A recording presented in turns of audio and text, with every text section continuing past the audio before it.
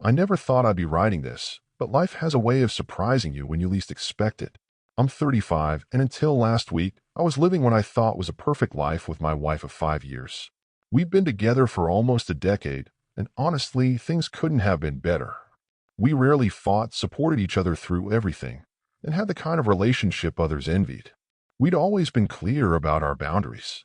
I remember having serious talks about loyalty early in our relationship. I made it crystal clear that cheating was my one absolute deal breaker. She agreed, saying she felt the same way. That's why what happened next hit me so hard. It started with a regular weekend. My wife went to visit her hometown, something she did every couple of months to catch up with family. Before she left on Friday, we had a small disagreement about household chores, nothing major, just the usual stuff couples sometimes bicker about. She texted me that she was meeting some friends at a local pub that evening. I didn't think twice about it. Trust was never an issue between us.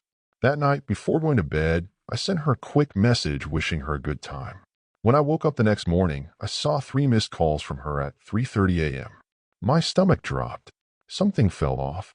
I called back immediately, but no answer. I tried again a few times over the next couple of hours, still nothing. Finally, around noon, I got a short text saying she was fine and would be driving back soon. When she finally got home in the late afternoon, I knew something was wrong. My wife, who usually took pride in her appearance, looked completely different. No makeup, which was unusual for her, and her eyes were red and puffy from crying. She wouldn't let me near her when I tried to comfort her, and she could barely look at me. I made her some coffee and sat her down on our couch. It took almost 15 minutes of gentle coaxing before she could speak through her tears. When she finally told me what happened, my whole world stopped. She had slept with someone after leaving the pub. I felt like someone had hit pause on my brain. Without saying a word, I grabbed my car keys and left. I drove to the nearby park and walked around for what felt like hours, my phone buzzing constantly in my pocket until I finally turned it off. When I returned home, I went straight to our garage, pulled out 2 suitcases, and started packing her things. My wife was curled up on our living room floor, still crying. I called her friend Riley, who lives about 10 minutes away, and asked her to come pick my wife up. I couldn't even look at her as she tried to grab onto my legs, begging me not to make her leave. I just told her I'd be gone for an hour and that Riley was coming to get her. When I came back, the house was empty, and so were the suitcases I'd left by the door. The next day, with a slightly clearer head, I answered one of her many calls.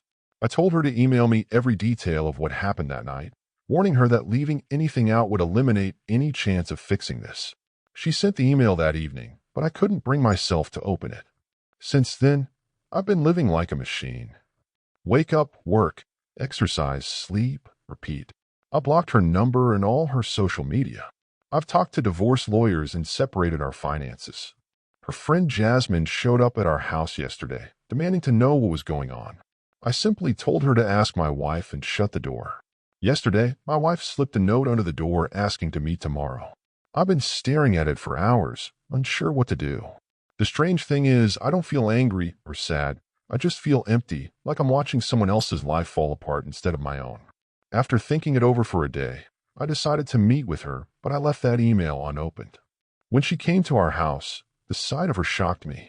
She looked like she hadn't slept in days. She tried to hug me the moment I opened the door, mumbling apologies through her tears, but I stepped back and led her to the living room instead. I told her I'd be recording our conversation. I needed everything on record. She nodded, and I asked her to tell me exactly what happened that night. She started by describing her evening at the pub with her 2 friends, Tara and Mira. I've known them both for years and always liked them. She detailed what she had to drink, just 2 glasses of wine and a cocktail, the same amount we'd normally have during our dinner dates. She wasn't drunk, just slightly tipsy by her own admission. Then came the part that made my stomach turn. Tara's younger brother, Noah, had offered to drive them home. I knew about Noah. He was 25 and had been a running joke in their friend group because of his obvious crush on my wife since their high school days. I'd heard them tease him about it before, but I never thought anything of it. The 4 of them got late-night food together, and Noah dropped everyone off one by one. My wife was the last one in the car. She said she felt bad about Noah having to drive another 30 minutes to her parents' place after working all day, so she suggested getting an Uber from his apartment instead. According to her, she went up to his place to order the ride but couldn't find any available cars. Noah offered his bed, saying he'd sleep on the couch and drive her home in the morning. She claimed she refused and kept trying to find a ride. They were sitting on his bed while she checked different apps, and then he kissed her. She kissed him back, and, well, you can guess the rest. She kept insisting it was consensual, but a huge mistake. She broke down several times while telling the story, saying she got caught up in the moment and that it meant nothing. She tried calling me right after because she felt so guilty, and when I didn't answer, Noah drove her home. I had to stop her multiple times because she kept breaking down into hysterical crying. It was the usual script. It was a terrible mistake. She only loves me. It will never happen again. But her story had holes in it, and I told her so. Not that it mattered anymore. I was done. This triggered another breakdown, but I stayed firm. I told her I was going ahead with divorce preparations, but I'd give us both a month of complete separation to think things through. I set some conditions. We'd both stay faithful during this time, get full STD tests, and she needed to tell our mutual friends and family what really happened. Some of them had been sending me nasty messages, thinking I'd kicked her out over a small argument.